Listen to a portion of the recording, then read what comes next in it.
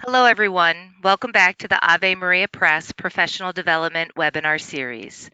Our goal in this series is to provide parish staff, volunteers, and diocesan ministers the formation, training, and tools needed to create vibrant Catholic parishes and growing ministries.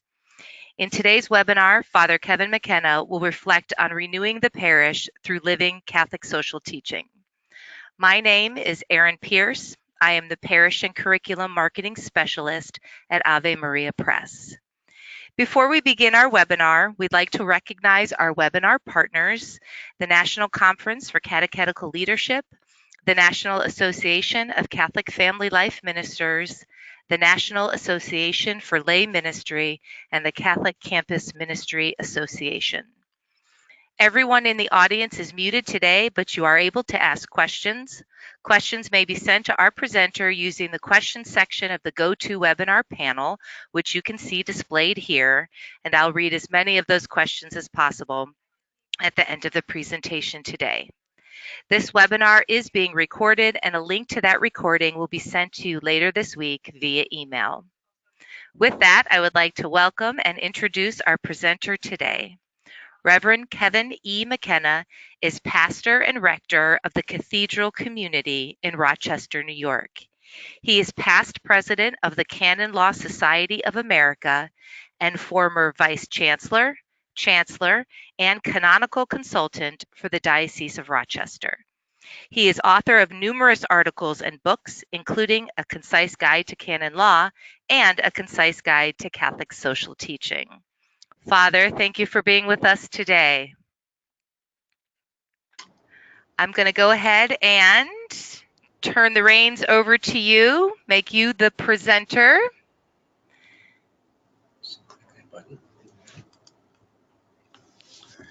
Okay, wonderful. Okay, hello. Go ahead. Good afternoon, everyone. Thank you, Erin. Yeah, it's quite an honor and a pleasure for me to be here today and to share with you a little bit about bringing salt and light to the parish. It is a gift. It's a gift of our Catholic social teaching. So what I would like to do in the time that I have today, and this is a little overview of what I hope to address, is talk a little bit about what is Catholic social teaching and where does this come from. I'd like to talk about the parish as a great place to look at Catholic social teaching and to share the good news of Catholic social teaching. I'd like to make some references to Communities of Salt and Light, which was a publication from our Conference of Bishops that was published back in 1993 that encouraged parishes to be very sensitive to their responsibility to be salt and light by working for justice. And the joy of the gospel, which is the great exhortation from Pope Francis, to talk a little bit about some of his ideas and how he encourages us to be people of salt and light, going to the peripheries. And then a little bit about the implementation. First of all, getting to know what our Catholic social teaching is. See, Judge, Act is something that has been used by the Church for many years as a process for using Catholic social teaching. I'd like to present the book, A Concise Guide to Catholic Social Teaching, as one of the ways that we can make judgments, and that's one of the stages of See, Judge, and Act. Then I'd like to talk about how one parish, namely the parish where I have the privilege of pastoring, actually used this model, and then to conclude with Pope Francis, who invites us to get out into the trenches, as it were. So that is what I would like to cover today. And so let's get started. What is Catholic social teaching? Well, many think it's a secret, but it's a secret you can tell. I say it's a secret because for many years, we didn't talk very much about it. It's almost as if we were trying to keep that very important part of our tradition secret or under a bushel basket. In the last few years, have seen us, I think, try and bring light to the world by sharing the gospel and Catholic social teaching. We attribute the beginnings of our tradition of Catholic social teaching in document form with Pope Leo XIII, who wrote an encyclical on social justice back in 1891. It was on the condition of the working class, and at that time there were a lot of struggles taking place between the evolving industrial revolution, laborers, employees, and employers. And so it seemed like a very ripe time for the Pope to come out with some teachings about those working conditions, about the appropriateness of strikes and what might be a moral condition for conducting a strike by workers, the important responsibility that employers had to pay a just and living wage. He was asking for better relationships between the employers and the workers. And that is really identified as one of the first writings on social justice that was given to us in the form of an encyclical, again by Pope Leo XIII.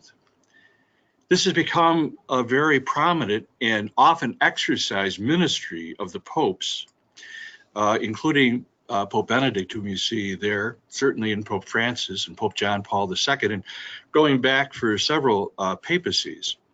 What they've tried to do in these formalized or stylized letters or encyclicals that are addressed usually to the world is to use our scriptures, to use our tradition from both the Old Testament and the New Testament, and to provide a passionate response to what issues the church might see itself involved in or what the world might be facing.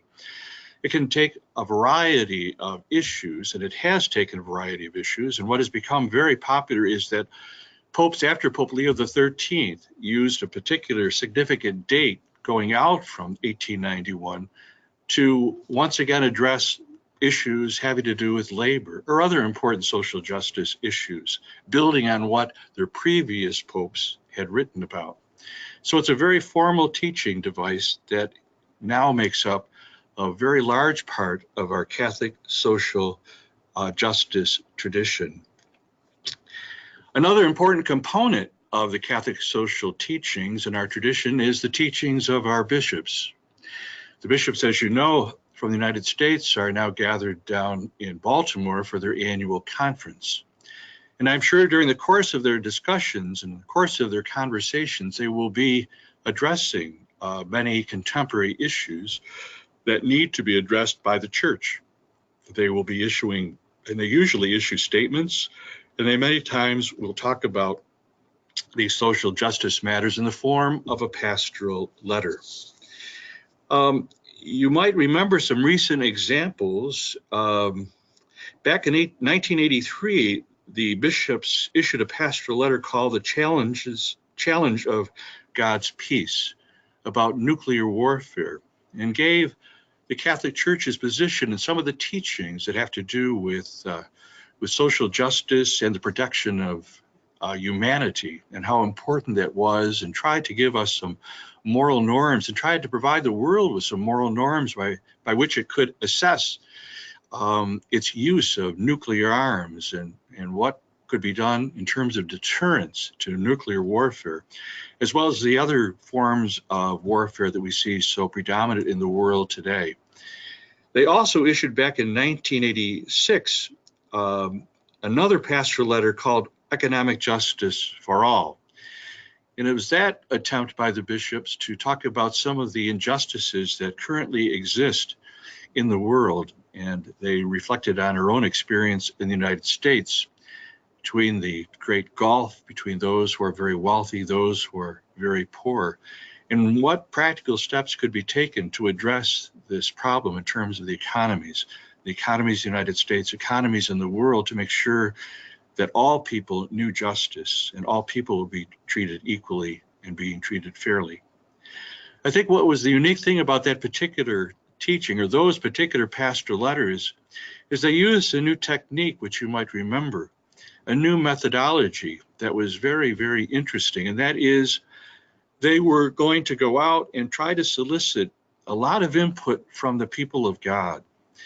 The bishops were invited to do hearings across their dioceses to reflect on those issues such as war and peace in the economy, to hear what the people had to say about those particular issues.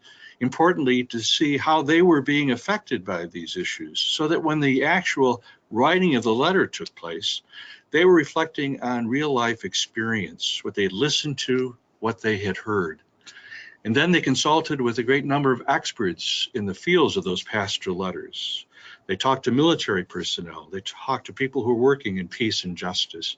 They tried to hear from the experts about what could be done. How could this be properly addressed? They did the same thing with the economy. They tried to talk to people who are very familiar with the economy and how the banking system and our industrial system works, how our economic system works, so that they would be really talking about real life issues when they came out with their pastoral letter. So this is our social justice tradition. We have the encyclicals, apostolic exhortations that have come from the various popes, and we have the pastoral letters, various statements, various writings that have come from our bishops. And from the bishops, we recently read and was promulgated Open Wide Our Hearts, in which the bishops called us to an intense investigation of our feelings about racism and identified that as a problem that needs to be addressed. So this is part of our Catholic social justice, Catholic social teaching tradition. Now, Salt and Light was a document that was published back in 1993 by the bishops. And the thrust of it was to help the people of God in the United States to reflect on their mission, that they are to be communities of faith, to be communities of action, to be communities of hope. So they would be called to familiarize themselves with issues that they are facing, the church is facing right in today's church. This is back in 1993. But a lot of the things that they talked about are still certainly pertinent and relevant today. The major thrust of this particular document that they published was the parish has a very important responsibility to be the salt and the light. This is where the people of God most commonly and frequently assemble, where they come together to celebrate the Eucharist. It is there that they will be reminded as they break bread at the table of the Lord of their responsibility to go beyond the parish, beyond the Eucharist, into the community itself, to be again salt and light. The parish is the heart of the church, and the parish is where we probably can best reflect on our Catholic social justice tradition. We are all familiar with the parish. We're all familiar with a very popular and important construct of the parish, and that is the parish council. And it might be an opportunity as we reflect on Salt and Light to think about our parish council and how well our parish councils are engaging with this call to be salt and light. Do they seem to be energetically motivated?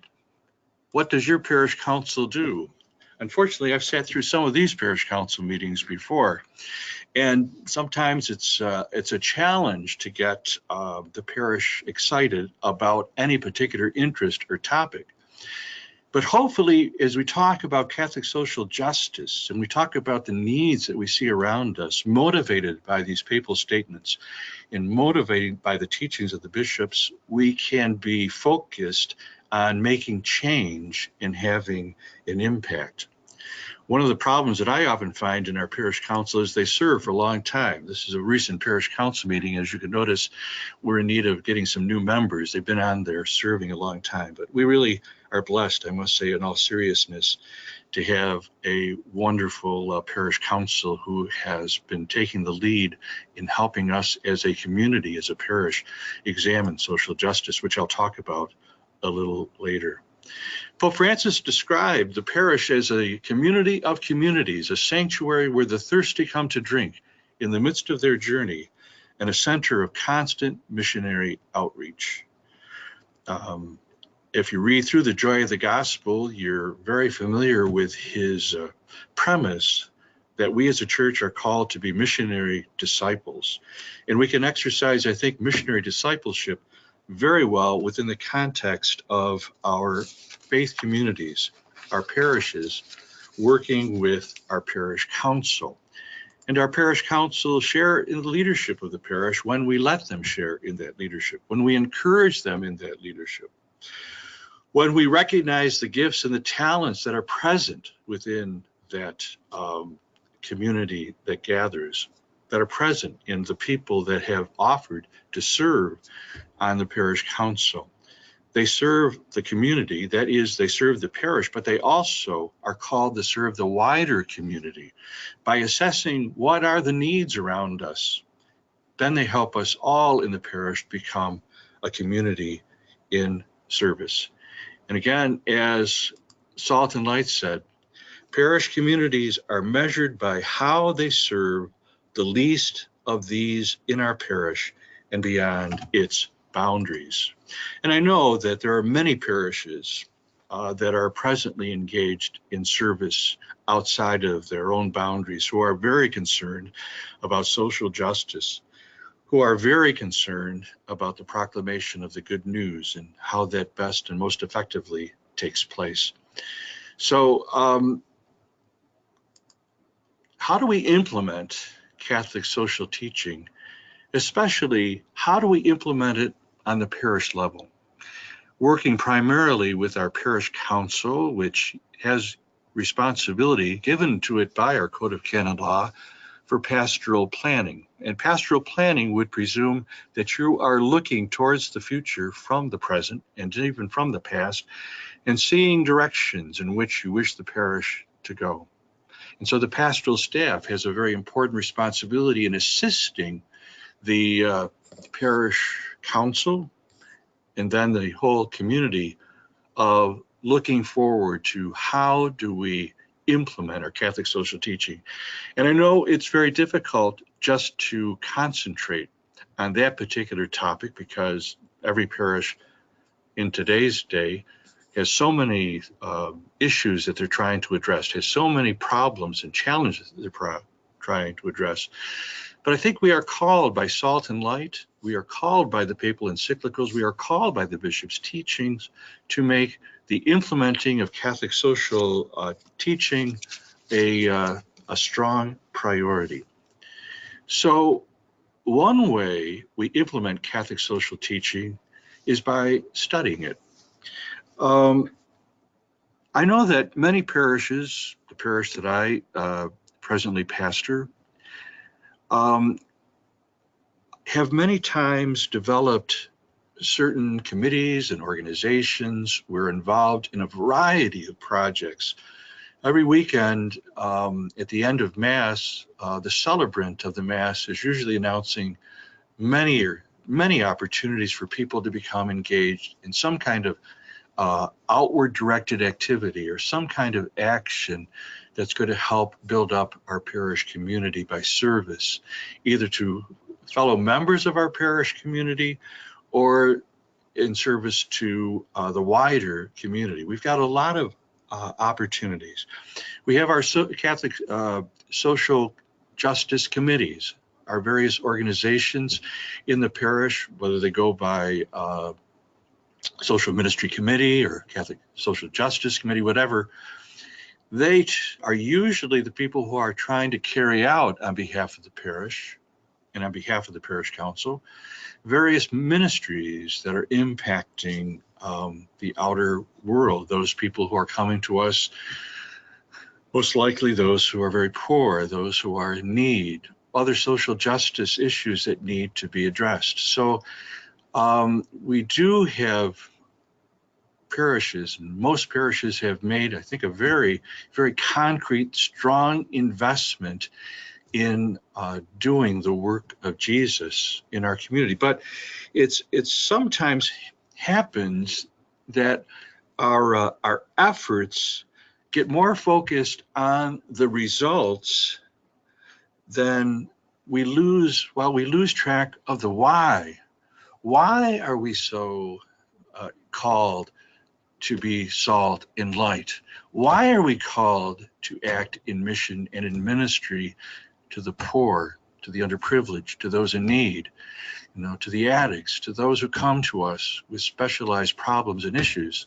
Why are we doing what we're doing? And I think by spending some time reflecting on our Catholic social justice tradition, consistently reflecting on the scriptures that form the basis of our Catholic social justice tradition, and looking at the various encyclicals that have been written, and looking at the bishop's teachings, and keeping up on what is being written and what is being said by our leadership about various issues, takes us back to the why we are doing this, because we are disciples of Jesus Christ. Discipleship, which is such a predominant theme of Pope Francis since he became the Holy Father, constantly inviting us into a deeper understanding of that missionary impulse that he wants every Catholic to be committed to, every parish to be committed to, not looking at just the paint jobs that need to be done or the remodeling that needs to be done,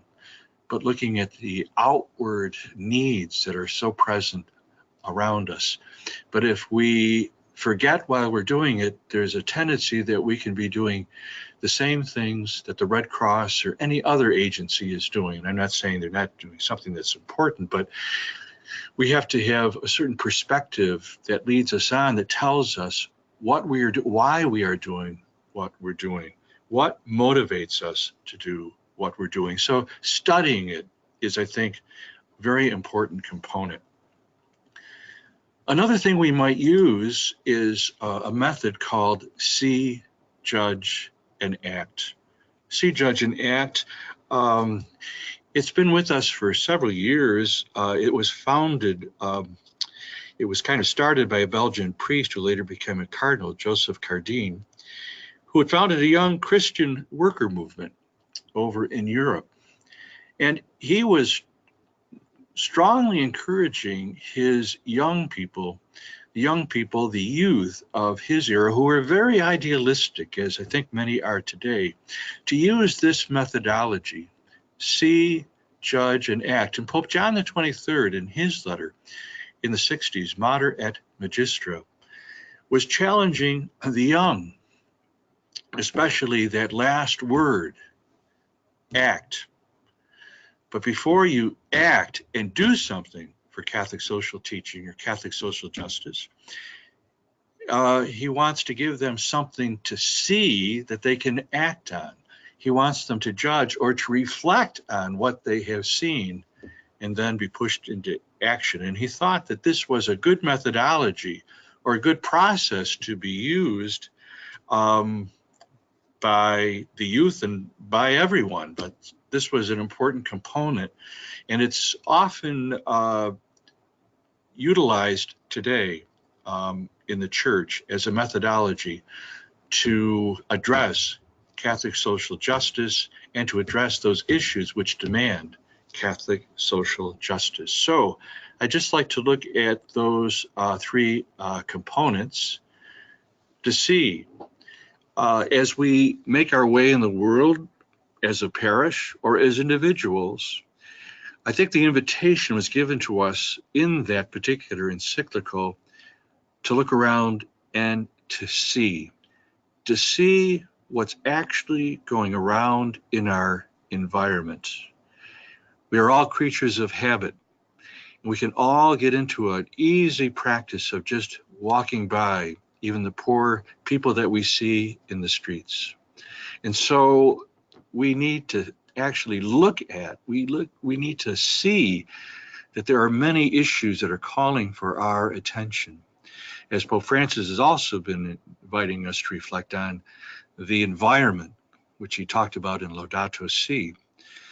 We have come to a point in our history and in the development of the world that we take so many things for granted around us, in the nature that surrounds us, in the gift that is God's creation.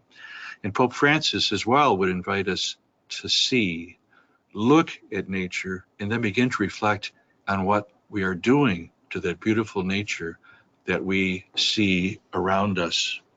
And the next step is to judge. Not necessarily talking about making a judgment in the sense of something negative, but judging what we are seeing from a theological perspective, a theological reflection, In other words, looking to the scriptures. Do the scriptures say anything in terms of the parables of Jesus, the expressions of Jesus, what he said? Does that come to bear on anything that we have witnessed, anything that we see?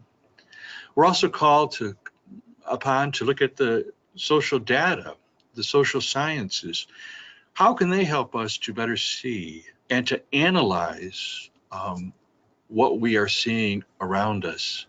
Perhaps it's the discrepancies we see in wealth, or again, maybe it's the problems and issues we're seeing about immigration. What does the social data provide for us? What can tell us about the situation? How can it inform us so that we can make a better judgment about what is actually going on and what we are actually seeing? And of course, our Catholic social teaching, to look at the various encyclicals that have been presented to us for reflection, the bishop's documents, the various teachings that have come to us over the years can be very helpful in us coming to some conclusions about it. Maybe they're going to be tentative, but some conclusions about what we see taking place around us. And then the final thing is then we act.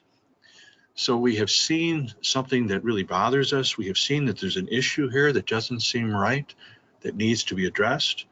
We get out our data and we analyze that data. We look to the scriptures, we look to social sciences.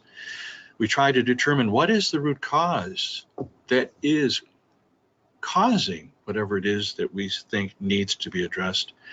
And then what action can we take? How can we address this particular issue?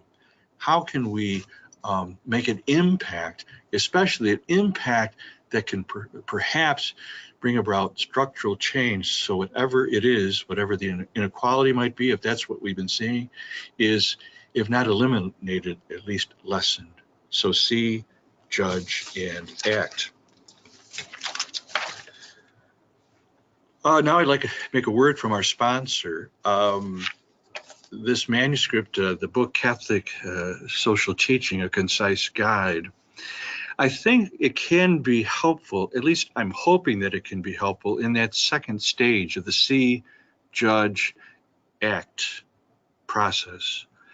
That judging, where you try to do more analysis, try to do more study, try to do more reflection on whatever you have seen that cries out for some attention. So in the process of assembling data, and in the process of studying the issue, and in the process of trying to form conclusions, hopefully this text could be of some use or some help.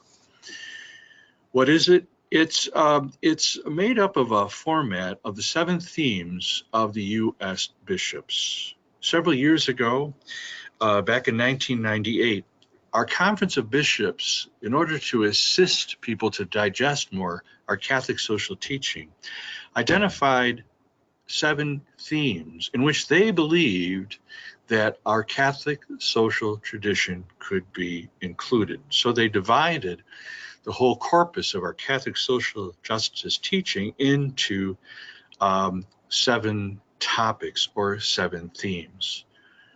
The dignity of the human person, family, community, and participation, rights and responsibilities, option for the poor, the dignity of work and workers, solidarity, care for creation. So what I attempted to do was to summarize the major encyclicals that can be identified or have been identified as Catholic social teaching, as well as the documents that have been presented by the bishops. I tried to put summaries of those documents under the particular topic or the theme that they were most relevant to. Now, what became obvious to me is that there are some letters, there are some encyclicals, there are some exhortations that really would fall under more than one of those themes, and I have included them under more than one theme. I've taken them in chronological order, starting with the first encyclical, and then would go up to the more contemporary encyclical, or the more contemporary teaching that comes from the bishop. And it was my hope that it could show that there has been a development in the Catholic social teaching. Now, these are summaries, and these are in my own words. Sometimes some of these documents get to be rather complex, especially when they are addressing very philosophical issues in relationship to Catholic social teaching, or in the economic sphere having to do with Catholic social justice teaching. So what I attempted to do is to put it into what I hoped would be user-friendly language. But of course, the actual teaching is the primary guide in terms of what the popes are attempting to say. Mine was only an effort, as best as I could, to summarize what these particular teachings say. So I've also included, after each one of those 7 chapters, some questions for reflection. So if a parish council, or for example, or a Catholic or social ministry committee wanted to review one of these themes, and they all read through it, then perhaps they could spend some time with the questions that I hope are somewhat thought-provoking. And what I try to do in those questions is to bring home what the Pope and the bishops have been talking about, what they have been saying, what they've been teaching, to make it as concrete as I could to particular local circumstances or situations, so that I hope you could see that there is some relevance between what the popes are saying, what the bishops are saying, and what you are experiencing right now at the present time. I also included a glossary. So I've tried to take some of the words that are sometimes used in Catholic social justice teaching, which sometimes are presumed knowable, but perhaps they aren't. So at the end of the book, there's a glossary of terms, and I also include a glossary of all of the references, all of the papal encyclicals and the exhortations and the bishop's statements and their doctrines. I put them in alphabetical order, so if you ever need a quick synopsis or summary of what this was about, you could go to the glossary and it will identify or try to provide some background information about that particular document. I also provided in it a penance service with the thought that if a parish was doing an intense study of Catholic social teaching over maybe an extensive period of time, maybe taking a theme or a different theme over several weeks, they might want to conclude that study by having a penance service in which they reflected on what they have learned about Catholic social justice teaching in the Gospels. And they might want to reflect on the times that they have not been able to live up to what the church has been inviting them to do, what Jesus in the Gospels has been inviting us to do. So that penance service, I hope, could be helpful, could be useful. And I also provide, for the benefit of the homilist in the back of the book, an outline of the liturgical year and the readings for the cycle, the A, B, C, the 3-year cycle of scripture readings throughout the year. And I've highlighted some of the particular scripture readings which seem to lend themselves to a reflection on our Catholic social teaching. Okay, what I'd like to do now is I'd like to just conclude by talking about how one parish, namely the parish where I happen to minister, used the See, Judge, Act methodology in terms of looking at what we saw that needed to be adjusted or changed, how we judged it, and what we did, what we saw. Well, I'm in a parish here in Rochester, New York, and I'm right in the city. We have a large urban population in Rochester, and we have witnessed a lot of changing demographics here in our area. When I was growing up, and I happened to live right here in the parish where I have the honor of serving as pastor, we were a blue-collar working area. We were right near Eastman Kodak Company, I'm sure a company that you've heard of, in its heyday. And so we had a rather good standard of living, middle class and above middle class. Most of the kids that I grew up with had parents, one or both worked at Eastman Kodak. But then when Kodak ran into some difficulties, great financial difficulties and stress and closings, that completely changed our demographics, and we saw increased poverty all around us as people moved out and people moved in who were from an entirely different income stream. It created some instability in the neighborhood. It created some tensions within the neighborhood. And we, as a parish community, became very aware of that. How did we judge? What was our next step? Well, we did some studies. An organization in Rochester, a foundation, did a very intensive and extensive study of the poverty that we had in our city. And they published a very extensive review and analysis of what they found and what they saw. And the community was just shocked. The people knew that we had a very serious poverty problem and issue, but they were not aware of the severity or the depth of that poverty. 50% of the children in our city are poor, and we are among the poorest or the poorest in U.S. cities of comparable size, which is not necessarily something we're very proud of. This report was filled with that type of information, and there was a great cry and there was a great uproar, and we in the parish tried to review and think about what we had just been reading about and what we have been hearing about. And we invited one of the authors of that report to come and talk to us and give us some further information and answer some of our questions about that poverty that we saw. We also had a very important diocesan demographic study. The diocese provided our parish, as they provide any parishes, with very pertinent and strong demographic information that identifies and breaks down the races that are in your particular community, the ethnicities that are in your community, the level of employment that's in your community.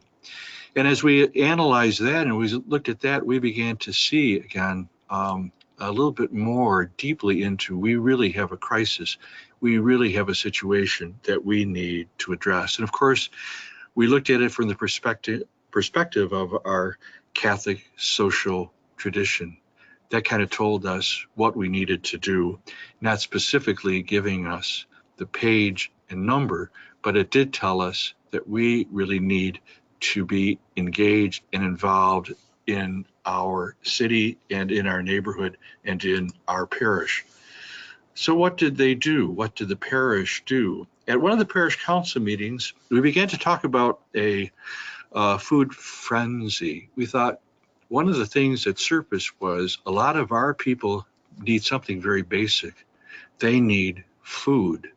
So we said, well, once a month, we'll collect food. We will tell the people in the parish the week before exactly the food that we need.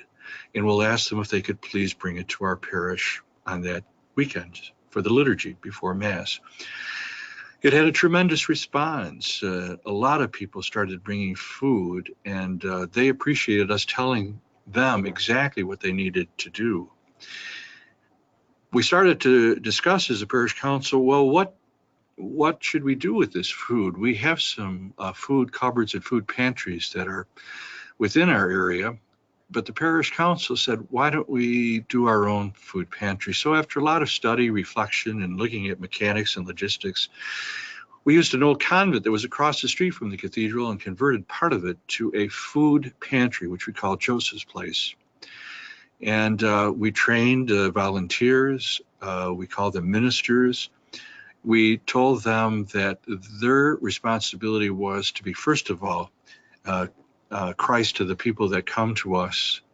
We were not going to just hand baskets to people, but we were actually going to let them select their food, and we had a very elaborate process that's still going on, and we had a training program to really teach people not so much about the mechanics, but to teach them a mindset to treat everybody that comes to us as guests. And now we're serving, hundreds of families every month who rely on us as a food pantry. We're exploring a wellness care center. We're trying to get the many doctors and nurses we have here at the cathedral to assist us. Hopefully they'll be able to provide some basic screenings to the people that are coming to us. So we're going to look at the people that are coming to us more holistically and try to start looking at some of the structural challenges that underlie the reasons for the poverty and the need for the food. We're also exploring ways of providing high school equivalency and to do some job training for the people in the parish. I think I sense are very supportive of these efforts and this initiative to help the people of our neighborhood, which again I would say has changed dramatically over the last few years. So we did the C, we did the judge, and we did the act. And one of the things that we are constantly being mindful of is, as we do the See, Judge, Act, is the need many times to do the reflection, to go back and to ask ourselves, this ministry is important. We are touching people's lives, but we are not seeing ourselves necessarily as social workers. We're seeing ourselves as ministers who have been invited to proclaim the gospel, and this is the attempt we're making to proclaim that gospel.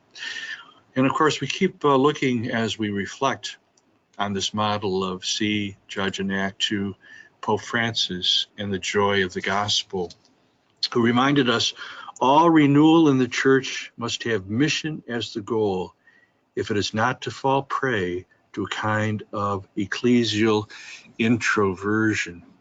And I think any pastor or those who are on parish staffs will agree, it's so easy to be get yourself caught up into looking internally at the challenges and problems which have to be faced and addressed, and to lose sight of what Pope Francis is calling us all to as a missionary discipleship, of knowing what our social justice tradition is, and then going out and doing what we can do to help build the kingdom of God by being Jesus to others.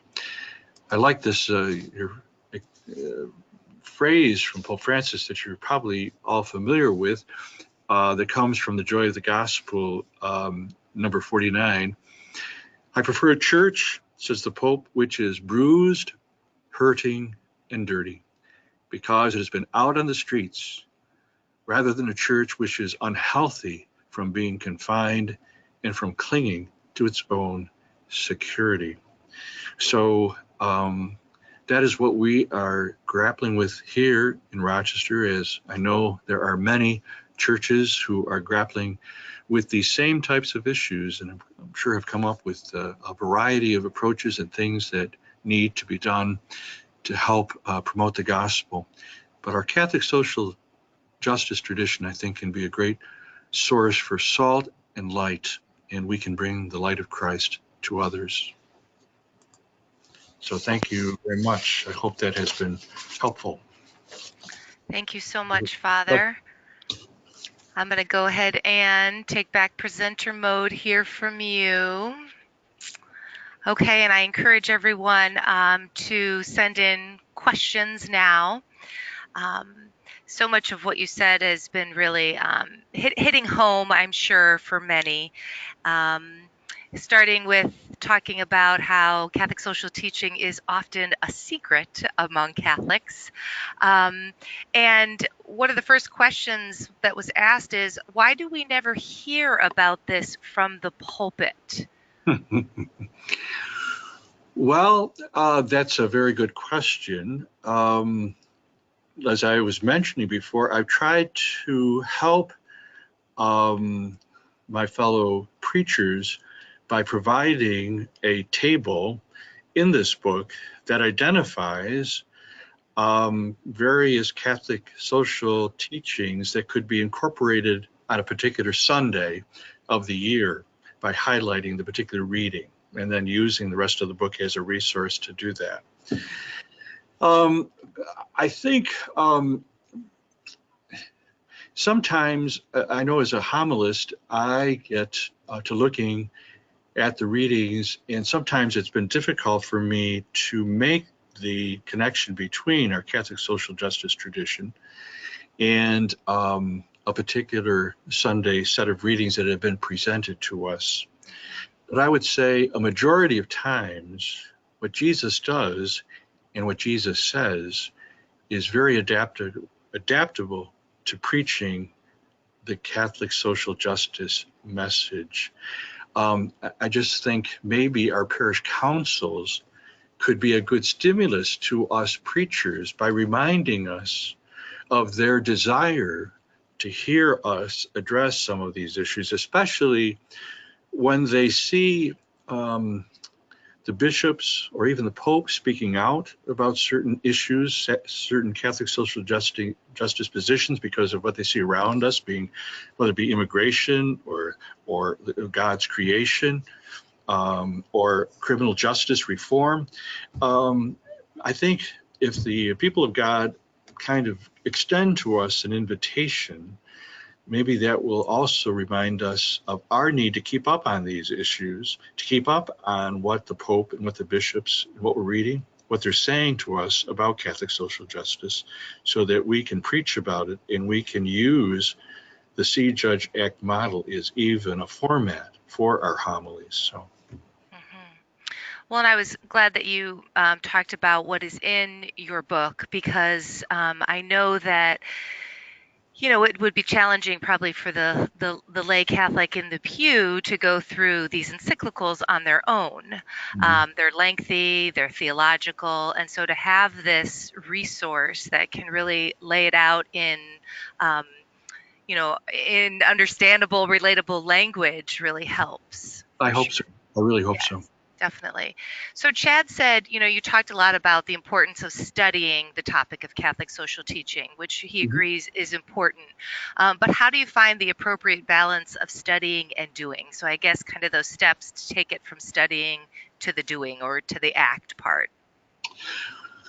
Chad, it's an excellent question, and it's one that I think it's a good question that we always have to keep before us, because as I reflect back to our own experience at the cathedral and our parish council and our social ministry committee, as we wrestled with some of the things we were reading, especially this report that I mentioned about the severe poverty we had in our city, and about the demographic study that had been presented or given to us or shared with us by the diocese that we use to bring everything really more home to our neighborhood, it became clear to us that we could have spent a lot of time studying the issue. And it's just important that you come to the point of saying, I think we've studied it, and I think it's the leadership that has to do this. I think we've studied the issue enough. Now let's ask ourselves, what can we do? What do we do about what we have read? Is it relevant to our particular circumstance, to our particular situation? And does it give us any direction in which to go? And it included in a study of what you want to do to address whatever the issue is, I think it's important to keep in mind, first of all, Salt and Light that I mentioned, that's a very, I think, powerful booklet that was put out by our bishops, in which they give examples in there, real live examples of parishes throughout the United States that grappled with some particular issue related to Catholic social teaching, and then moved into some particular action step. So I think it's important that maybe you say, as a council or as a social ministry committee, look, for 1 month or 2 months or 3 months even, we're going to spend a certain amount of our time at our meetings talking about a particular issue. We're going to do study, we're going to do research, and maybe various people on the council are assigned that task or that responsibility. And then you put down, in terms of long-range planning, on this particular date, our council meeting or our social justice committee, this will be the day that we determine what the action steps will be. And I'm sure as you go along, and this happened to us, it became very clear to us what those action steps would be. So that when we got to a point where we wanted to make a decision about what we would do, we were pretty much ready to jump into action, and the council endorsed that particular move. And I would just comment about the action. You never know where that action is going to take you, because I don't think we as a cathedral community would have ever envisioned where deciding to open a food pantry would take us, and the lives that we would touch, and how our lives would be touched, and how our communities' lives would be touched. It has really opened our eyes to the problems that the people in our particular area are facing, the seriousness of those problems. And it's forced us into more action steps and seeing what we can do to help them respond to their life issues that are very critical and very difficult. Yes. So Lawson asks, if we are starting from scratch in a very introverted church, where can we start? Well, the first thing you do is you go out and buy a concise guide to Catholic social teaching. And you read it. No. Where do you start?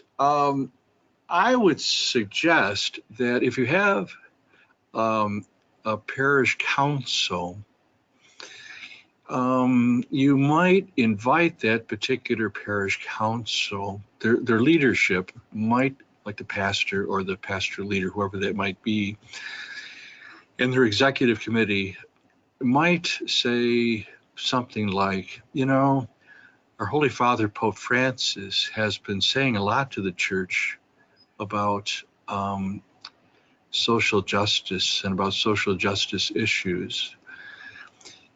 I think one of the primary sources that a parish council could use is the joy of the gospel. The joy of the gospel, which Pope Francis published at the beginning of his papacy, was, as one writer described it, it was his Martin Luther King I Have a Dream speech. He dreams about what he'd like to see the church become.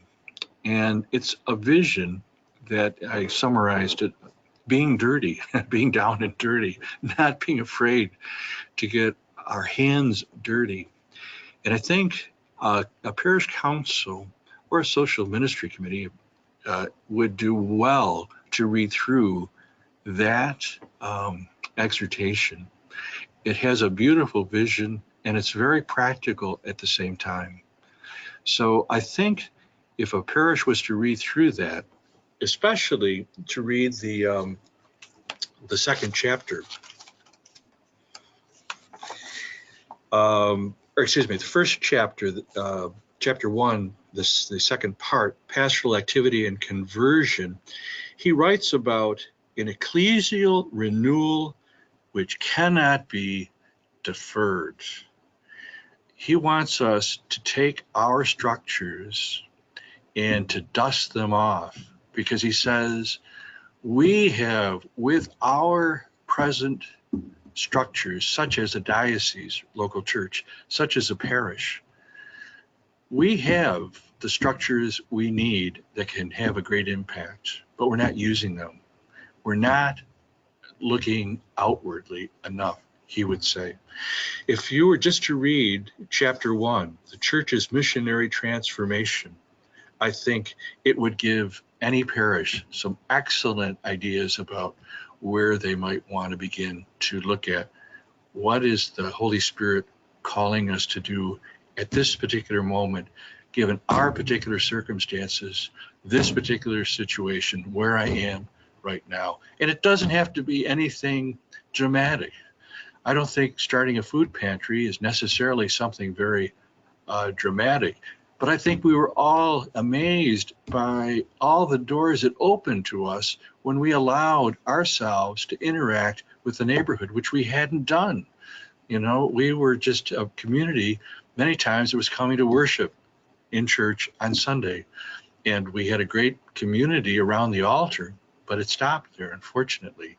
But now we're trying to answer what it says in the Mass. The Mass is then to go in peace, love and serve the Lord and one another, living the gospel by your life. So I think there's a lot of good ideas that are present in the Pope's joy of the gospel, in which he invites us, by the way, to be not sourpusses, but to be a people of joy. And maybe that's how we are missionaries, by actually smiling at other people on the streets, especially strangers that we meet.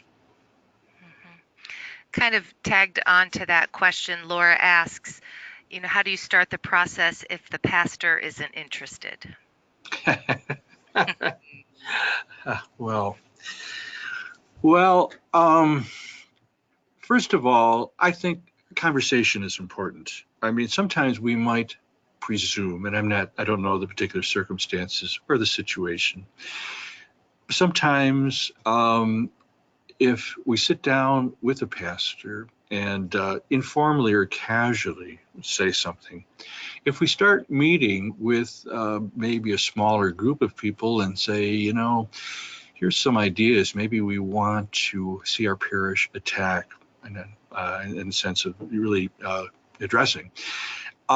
Maybe when they've got a program put together that looks very organized, we're very well thought of, and it's also based on our Catholic social justice tradition, the teachings of the Pope, the teachings of the bishops, maybe to sit down in an informal or casual way might be an opening that might say, this is something we're thinking about. Could you help us? And I think if the pastoral leader is given the impression or the idea that they, sometimes the reservation on the part of a pastor or a pastoral leader about getting involved in something like this is it's going to be work. And I don't know many pastors that are sitting around trying to think of something they're going to want to do or something that they need to fill their time with. Most pastors I know are very, very busy people. So sometimes they're a little reluctant to take on an initiative such as we've been talking about today, because they're kind of concerned that they're going to have one more thing that's going to be added to an already full plate. But I think if it can be broached in the sense of we as a parish, parishioners, committees, councils, organizations would be happy to undertake this. We just want your blessing. We want to have your encouragement, and we will keep in touch with you and let you know everything that's going on. So we're not going to do anything behind your back. We're going to work with you. We want to work with you cooperatively. So that's one way, perhaps, that the problem of a pastor who doesn't seem to be too interested can be broached. But I don't think there's anything wrong with a smaller group of people in the parish getting together and working for, change or social justice. I don't think there's any prohibition against that. But I think it's always important to keep communication lines open, because sometimes there can be misgivings and misunderstandings if the communication isn't there. But I would start with a gentle, kind conversation and have ducks in order and a plan and see where it goes. Awesome. Well, thank you so much, Father. I know we're getting close to our end here. I really thank you for sharing your expertise with us, and for all of those of you who are on the line, so to speak, right now, for all of your great questions. And we do want to offer 20% off the Concise Guide to Catholic Social Teaching, as well as the other two books that you have published with us. And in all seriousness, this Concise Guide for Catholic Social Teaching really can give you an easy to read understanding of the church teaching that you can then take to your parish priest, right? Come armed with that information, along with your passion and your desire to go out into the community. Don't hit him. No, not at all. No. Use the code webinar 1112 for today's date, and then that is good through the 22nd of this month. As I mentioned earlier, our webinars are all recorded and an email will be sent to all of you later tomorrow. Please join us next week on November 19th. Grief Ministry Specialist M. Donna McLeod will discuss how to listen well and to be confident in listening to those who share their grief and their grieving stories.